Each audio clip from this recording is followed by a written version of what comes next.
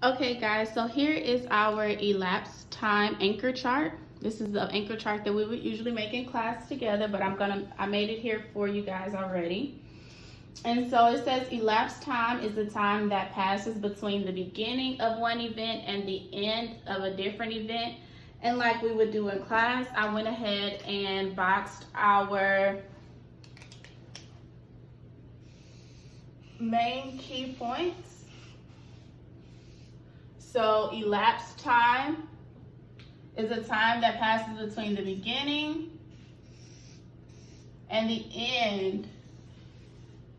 So the beginning and the end of a different event, or sometimes the same event.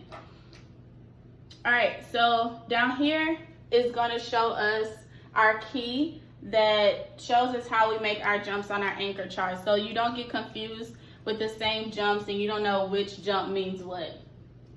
So this jump right here is going to be our mountains jump, which is going to equal out to an hour.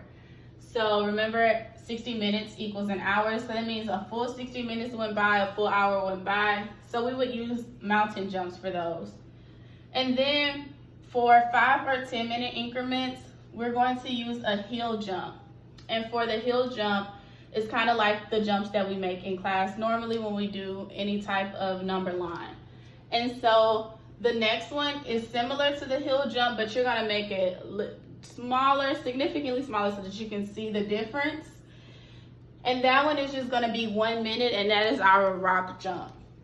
So let's look at our number line. So our number line is starting at 440,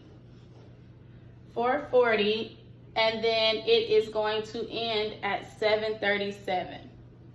So let's say you went to the park and you guys got there about 4:40 p.m. and then you left the park at 7:37. So now you're trying to figure out how long you were at the park. You had so much fun, you didn't even realize how much time passed. So we're gonna count. So we see our first 2 jumps are mountain jumps. So to add an hour from 4:40, and you have 1 jump, and that's gonna give us 5:40. And so the next jump from 5:40 is gonna give another hour, which means that we're at 6:40. So 2 hours have gone by, 5:40 to 6:40. And now we have jumps from 6:40 all the way to 7:37, but you know that that was not an extra hour because you would have gotten another mountain, so we had to break it down. So we have our hill jumps, and then from 7:40, we did a 10-minute jump, and that gave us 6:50. And then another 10 minutes went by, and that gave us 7 o'clock. And then another 10 minutes went by, and we got 7:10. And then another 10 minutes went by, and you have 7:20. And then another 10 minutes went by, so 7:20 plus the next 10 minutes will give us 7:30. And then at 7:30, another 10 minutes didn't go by, so you had to break that down even further, and you made a 5-minute jump. So 7:30 plus 5 would give us 7:35.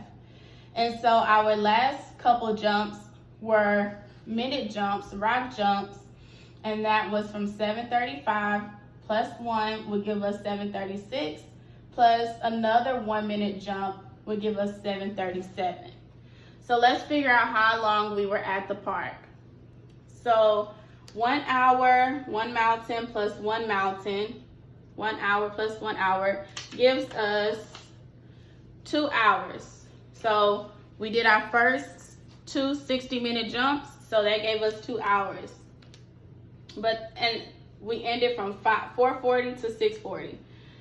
So from 6:40, we had to make some more jumps. We did 10-minute jumps. So 10 plus 10 is 20, plus 10 more is 30, 10 more is 40, plus 10 more is 50. So we have 50 minutes, and then we have plus 5 more minutes, which would give us 55 minutes.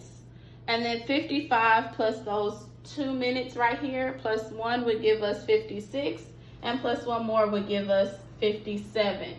So our minutes were 57. So now our total elapsed time would be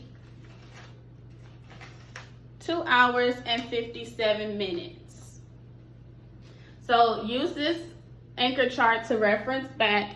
And now we're going to go to our I do. And so I'm going to work out a problem for you guys so that you can have for the rest of the week to work on your problems. So let's get to it.